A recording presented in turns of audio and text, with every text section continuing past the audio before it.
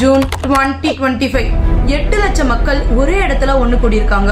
ஒரு குரல கந்த சஷ்டி கவசத்தை பாடியிருக்காங்க. இத்தனை கடவுள்கள் இருந்தாலும் முருகனுக்கு மட்டும் நம்ம ஏன் மாநாடு நடத்தணும்? தமிழ் கடவுள் ஏன் தூக்கி வச்சு கொண்டாடிட்டு இருக்கோம்? தெரிஞ்சுக்கலாமா? 350 வருஷத்துக்கு முன்னாடி டச்சுக்காரங்களுக்கும் நாயக்க மன்னர்களுக்கும் திருச்செந்தூர்ல ஒரு போர் நடக்குது. நாயக்கர்களை வீழ்த்திய டச்சுக்காரங்க திருச்செந்தூர் முருகன் கோவில ராணுவ முகாமா மாத்துறாங்க. இங்கதான் அவனோட கொள்ளை சம்பவத்தையும் அரங்கேற்ற ஆரம்பிக்கிறான். பொன்னையும் பொருளையும் சூறையாட ஆரம்பிக்கிறாங்க. கையோட முருகன் நடராஜர் சிலையை கடத்தி கடல் வழியா இலங்கைக்கு தப்பிக்கும் போது கடும் சூறாவளியால பாதிக்கப்படுறாங்க.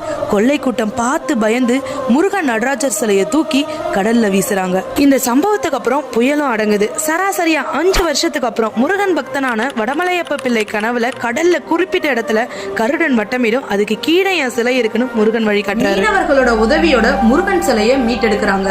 இந்த சம்பவத்தை திருச்செந்தூர் கல்வெட்டுலயும் குறிப்பிட்டு வச்சிருக்காங்க. ஐரோப்பியர்கள் மிரண்டு போய் அவங்க வரலாற்றுல எழுதி வச்சிருக்காங்க. நீங்க முருகன் டிவோட்டினா கீழே முருகன் கமெண்ட் பண்ணிட்டு do follow for more historical videos.